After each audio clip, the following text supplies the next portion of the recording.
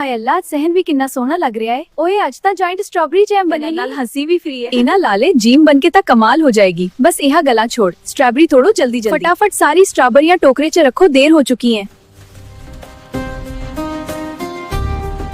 हाय नहीं कहना मजा आ रहा है उस बैलगाड़ी ते सवारी करनी। आराम नाल बैठो नहीं कीते आपां डेग ना जाइए। ओए वेखो ए स्ट्रॉबेरी तो पूरी देगची दे बराबर है। होला होला काट एनी वड्डी है कि छरी भी थक जाए। जैम नहीं जॉइंट जैम बनेगी। वाह रंग ते खुशबू वेखे। ओए बानू यह देगची ਤਾਂ ਸਾਡੀ ਤੋਂ ਵੀ ਵੱਡੀ ਹੈ। बस जीम भी ਵੱਡੀ होनी चाहिए है। ज्यादा मीठी हुई ना ਤਾਂ ਸਾਰੇ गांव बुला लेना पैना। फिक्र ना कर साडा दिल भी मीठा है। होला होला हलाओ जैम ਨੂੰ भी प्यार चाहिए। ओए यह जैम है या कोई नाजुक चीज? हाय यह जैम नहीं मोहब्बत है मोहब्बत। बस बस होर भी चखन दे। नोरी चलो नहीं होण जार ले आओ ਆਪਾਂ जैम डाल दिए। नन्हे बच्चों इधर मेरे को लाओ ਤੁਹਾਨੂੰ स्ट्रॉबेरी या जैम खिलावां।